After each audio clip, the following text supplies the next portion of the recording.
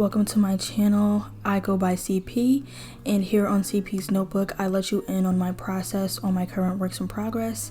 Today I will be starting a new sort of series on this channel that will sort of be my diary. I will be calling this my writer's diary, and this came to me as an idea after I was having a bit of a hard morning today, and I didn't really feel like getting into anything. I didn't want to record. I didn't want to write. Like, what I was trying to write, it wasn't really coming to me. Like, it wasn't leaving my hands onto the page as it usually does.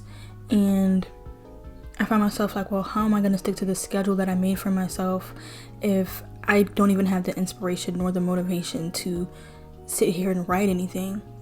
And then it sort of clicked, and I was like, why not just talk about that? Talk about the fact that I am at a bit of a pivoting point in my life where something that I've been doing as a hobby, just as passion projects throughout my whole life, has now become something that I wanted to turn into a profession and wanted to take serious as my career. And that comes with a lot of things. I think I'm experiencing a level of self-doubt and a level of worry and concern that maybe this won't work.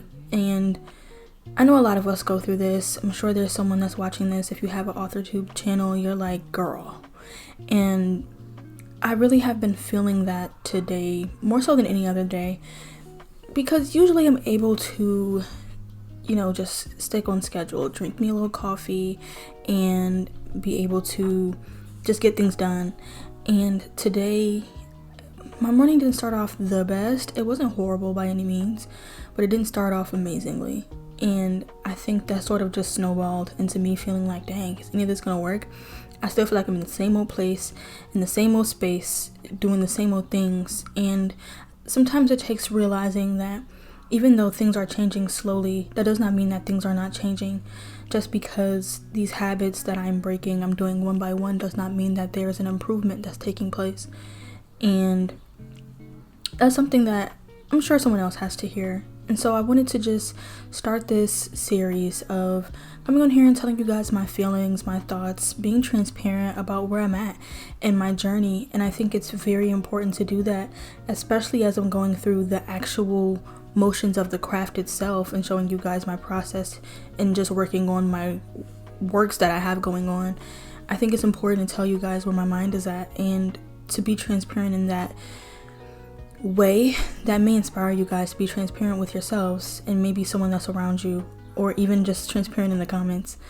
So yeah, it's been a journey. It's been a moment for me today to really sit in the fact that I'm like, dang, I don't know if this was a great choice. And one thing that I speak to my therapist a lot about is alignment, and trying to go towards things that feel good and stop trying to bring resistance to things that don't have any, and taking the road with less resistance.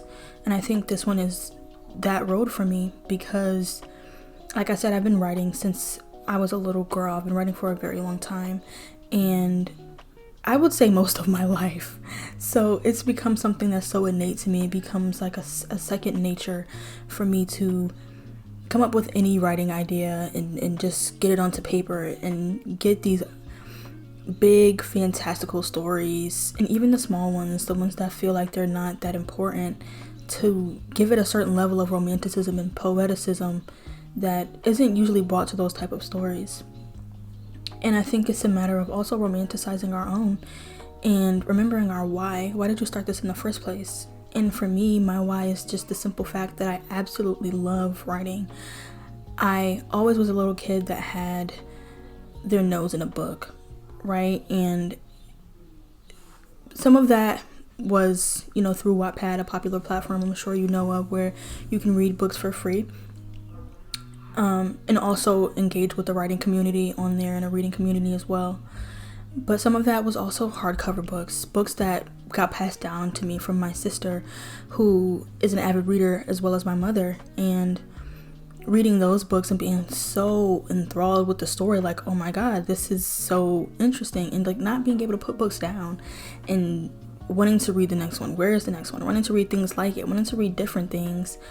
I went through many different phases of what genres I really enjoyed as a kid, and I think that attributed to the fact that I started writing, you know, in a multitude of different ways, and bringing different genres, the little pieces of different genres into the way that I write, even though I am primarily a romantic, you know, writer. I love romance and I love to write about it, so that's sort of the basis for most of my stories. But I have been branching off into other genres as of late. I do have a couple ideas in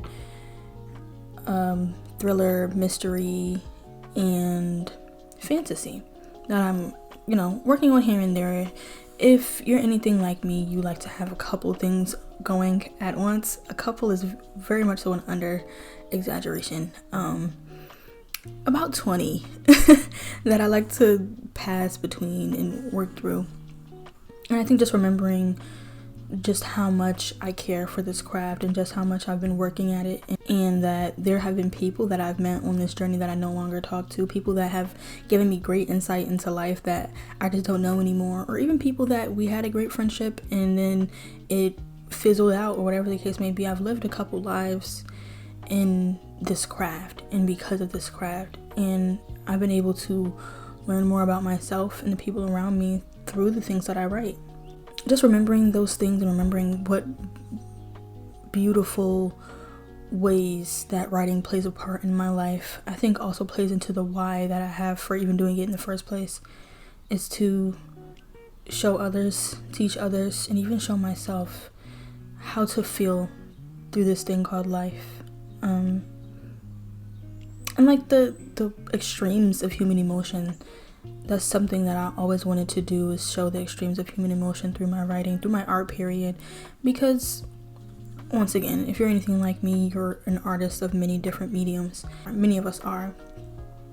And so I like to take my other mediums into this craft as well, and make writing be the amalgamation of the things that I've learned through my art life. And I think that makes me feel a little better, right? Remembering where I've come from and where I'm going and where I want to go, and reminding myself that every day will not be sunny. Every day will not feel amazing. Every time that I sit down to write, I won't have the ideas immediately, but that doesn't mean that I'm not still a writer. That doesn't mean that my writing does not matter anymore. It doesn't mean that I should give up and stop. You know, it just means that maybe you need a moment to breathe, a moment to think through some things, a moment to pause. We all need a moment to pause. That's something that I've been trying to work through as of late, as I've been trying to get my schedule together and create a system for myself to create more, to write more frequently, but also to allow myself space in my day for other things. It's finding that balance, not only for other tasks and other to-dos, but finding that space to just breathe and just be, and not feel like I'm not getting anything done because I need a moment to breathe. Not feel like I am failing at the goals that I have because I need a moment to just sit and do nothing. It's such a beauty in doing nothing. It's a beauty in being able to just sit and be with yourself and really just take in anything, take in life, take in the things that you've been doing, process how you've been feeling.